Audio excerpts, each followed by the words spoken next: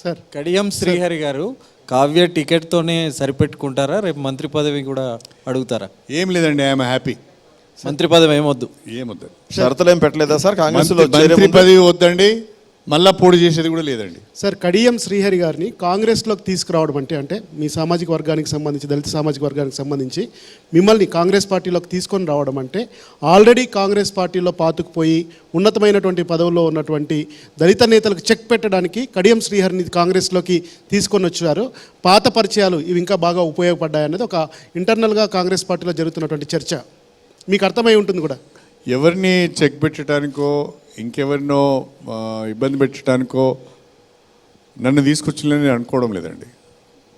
బహుశా వాళ్ళకున్న క్యాలిక్యులేషన్స్ వాళ్ళకు ఉన్నాయి.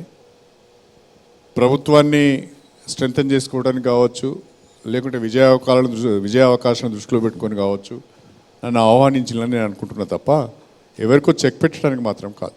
రేవంత్ రెడ్డి కొద్దిసేపటి క్రితం ఒక కామెంట్ చేశారు, నాతో సీఎం అయ్యారు తర్వాత కోమటిరెడ్డి వెంకటరెడ్డికి కూడా ఉంది అని చెప్తున్నారు, కానీ ఒక దళిత నేతకు ఉందని మాత్రం చెప్పడం లేదు.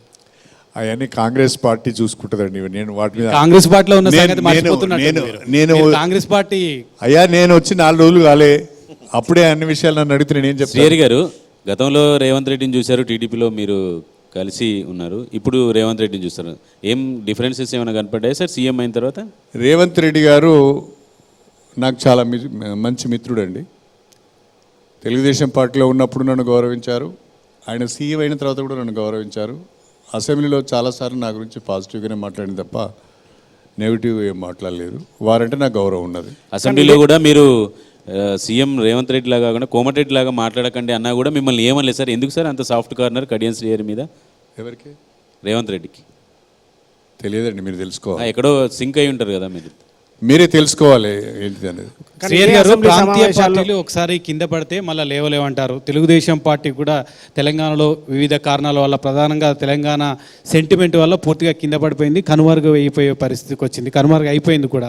ఇక బీఆర్ఎస్ కూడా 10 ఏళ్ళు అధికారంలో ఉంది. ఇప్పుడు అధికారం కోల్పోగానే ఆ పార్టీ నుంచి అందరూ కూడా బీజేపీలో కొంతమంది చేరుతున్నారు, కాంగ్రెస్ పార్టీలో కొంతమంది చేరుతున్నారు. అసలు ప్రాంతీయ పార్టీలకు ఇంకా తెలంగాణలో భవిష్యత్తు ఉందనుకుంటున్నారా? ప్రాంతీయ పార్టీలకు ఆ రీజన్లో ఉండే ఇష్యూస్ పట్ల ఫైట్ చేస్తే, ప్రజల మధ్యన ఉంటే తప్పకుండా భవిష్యత్తు ఉంటుంది. ఉండదని అప్పుడే బీఆర్ఎస్ టోటల్గా మునిగిపోయిందని నేను చెప్పను కూడా. ఎందుకంటే పార్లమెంట్ ఎన్నికలలో వాళ్ళ పెర్ఫార్మెన్స్ కొంచెం బాగున్నా సర్వైవ్ అవుతారు. పార్లమెంట్ ఎన్నికలలో ఘోరంగా వైఫల్యం చెందిన అనుకోండి, 3rd ప్లేస్కి వెళ్ళిపోయారు అనుకోండి, సపోజ్ పర్సంటేజ్ ఆఫ్ ఓట్ షేరింగ్లో 3rd ప్లేస్కి వెళ్ళిపోతే మాత్రం ప్రమాదం అండి. సీట్లు రాకుండా పర్వాలేదు కానీ 3rd ప్లేస్కి పోవద్దు.